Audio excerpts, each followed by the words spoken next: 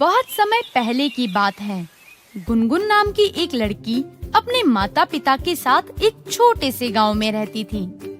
गुनगुन एक जिद्दी बच्ची थी और हर समय अपने माता पिता से किसी न किसी नई चीज की जिद करती रहती थी।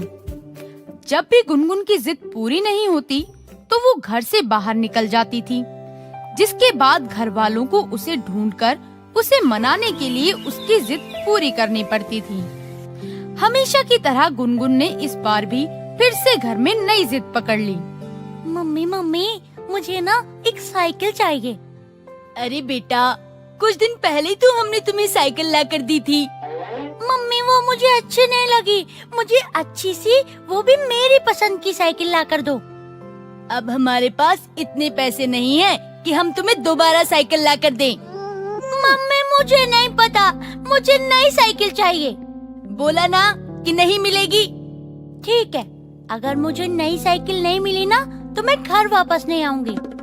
ये कहकर गुनगुन घर से बाहर चली गई और माँ के कई बार आवाज लगाने के बाद भी वो लौटकर नहीं आई। घर से बाहर जाने के बाद गुनगुन ने सोचा, घर से बाहर निकल तो आई हूँ, लेकिन अब मैं जाऊँ तो जाऊँ कहाँ? इस बार किसी ऐसी जगह जाऊंगी जहाँ कोई भी मुझे आसानी से ढूंढ ना पाए, पर मैं जाऊँ कहाँ? चलते चलते गुनगुन एक कब्रिस्तान के पास जाकर रुकी। वहाँ रुकते ही उसने खुद से कहा, क्यों ना मैं कहीं रुक जाऊँ? यहाँ तो कोई भी मुझे आसानी से ढूंढ नहीं पाएगा। तब जाकर उन्हें पता चलेगा कि उन्हें मेरी सारी डिमांड पूरी करनी चाहिए। ये सोचकर गुनगुन कब्रिस्तान के अंदर चली गई और एक कब्र के ऊपर जाकर बैठ गई। वहाँ बैठकर वो खुद से ही बातें करने लग गई। मेरे इतने समझाने के बाद भी मम्मी पापा को समझ में नहीं आता कि मुझे बार बार किसी चीज के लिए बोलना अच्छा नहीं लगता। जब देखो मुझे हर चीज के लिए मना कर देते हैं। अब उन्हें पता लगेगा जब उन्हें मैं नहीं मिलूंगी, तब उन्हें मेरी कमी का एहसास होगा। हाँ नहीं तो। गुनगुन पूरे दिन खुद से बातें करती रही और ऐसे ही शाम हो गई। वो वहीं बैठी रही, लेकिन उसे कोई भी ढूंढ नहीं पाया और न गुनगुन अपने घर गई, जिसके बाद उसने वहीं रात बिताने की सोची। आज की रात मैं यहीं बिता लेती हूँ, कल सुबह खुद ही घर चली जाऊंगी। जब कल देरी से घर पहुँचूंगी ना, तब खुद ब खुद मुझे नई साइकिल मिल जाएगी। ऐसा सोचकर गुनगुन उसी कब्र पे लेट गई और उसकी आंख लग गई। लेकिन थोड़ी देर के बाद गुनगुन को एक भयानक आवाज सुनाई दी। क्या हुआ गुनगुन?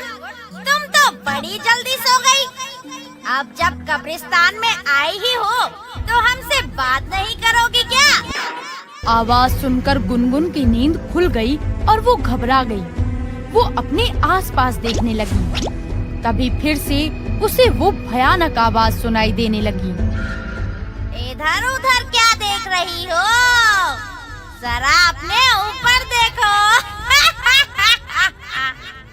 गुनगुन ने जैसे ही अपने ऊपर देखा तो एक चुड़ैल हवा में लटक रही थी, जिसे देखकर गुनगुन की हालत खराब हो गई और वो बोली, कौन हो तुम?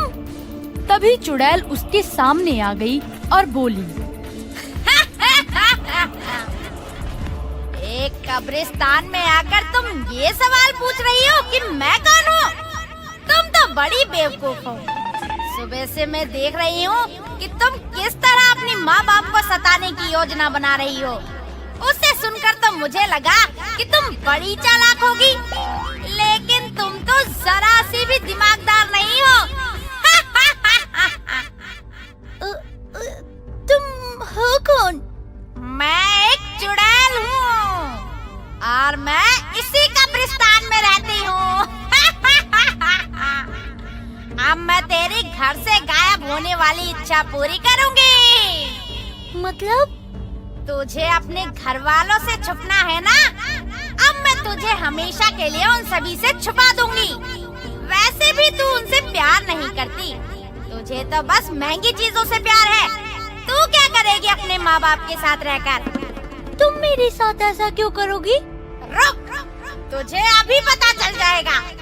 चुड़ैल ने गुनगुन को अपने जादू से एक फूल बना दिया और उसे वहीं पौधे से जोड़ दिया, जिसके बाद उसने कहा, अब तू सिर्फ शाम को 1 घंटे के लिए अपने असली रूप में आ सकती है। उसके बाद तू फिर से एक फूल बन जाएगी। घर वालों को तो तू वैसे भी पसंद नहीं करती, तो तू ऐसे ही रह। नहीं नहीं, मुझे छोड़ दो। अब तो तू ऐसे ही रह। ऐसा कहकर चुड़ैल वहाँ से चली गई और गुनगुन वैसे ही फूल बनी रही। वहीं अगले दिन तक भी गुनगुन का पता ना चलने पर उसके घरवाले बहुत परेशान हो गए। इसी तरह दिन बीत गया और शाम हो गई। शाम होते ही गुनगुन अपने असली रूप में आ गई और तुरंत अपनी माँ के पास चली गई। वहाँ जाकर उसने अपनी माँ को सारी सच्चाई बता दी। सब कुछ सुनने के बाद उसकी माँ को विश्वास नहीं हुआ, लेकिन उसके पास बेटी की बात मानने के अलावा कोई और रास्ता भी नहीं था। वहीं 1 घंटा पूरा हो गया और गुनगुन फिर से फूल बनकर कब्रिस्तान में पहुंच गई। ऐसे ही कई दिनों तक चलता रहा। एक दिन गुनगुन जब फूल बनी हुई थी तब खुद से बोली, मुझे मम्मी पापा की याद आ रही है। मैं ऐसे नहीं रहना चाहती। मैं अपने घर से दूर नहीं रहना चाहती। मैं अब कभी भी मम्मी से किसी चीज की जिद नहीं करूंगी। मम्मी जो देंगी मैं रख लूंगी। मुझे मम्मी पापा की बहुत याद आ रही है। इतने में गुनगुन के मम्मी पापा उसी कब्रिस्तान में पहुंच गए और गुनगुन को आवाज लगाने लगे। गुनगुन, गुनगुन बेटा तुम कहाँ हो? गुनगुन! हम आ गए हैं बच्चे, हमें बताओ कि तुम कहाँ हो। गुनगुन ने अपनी मम्मी पापा की आवाज सुनकर उन्हें आवाज देना शुरू कर दिया, लेकिन उसकी आवाज वो लोग सुन नहीं पाए। तभी वहाँ चुड़ैल आ गई, जिसे देखकर गुनगुन के मम्मी पापा डर गए। जिसके बाद चुड़ैल ने उनसे बोला, किस बेटी की तलाश में आए हो तुम लोग? उसे तो बस महंगी चीजों से प्यार है। नहीं नहीं, बिल्कुल भी ऐसा नहीं है। कृपया करके उसे छोड़ दीजिए। उसे मेरी बहुत याद आ रही है। उसे अपनी गलती का एहसास भी है।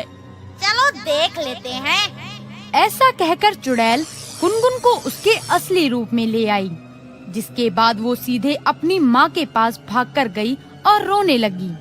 मम्मी पापा, मुझे माफ कर दो।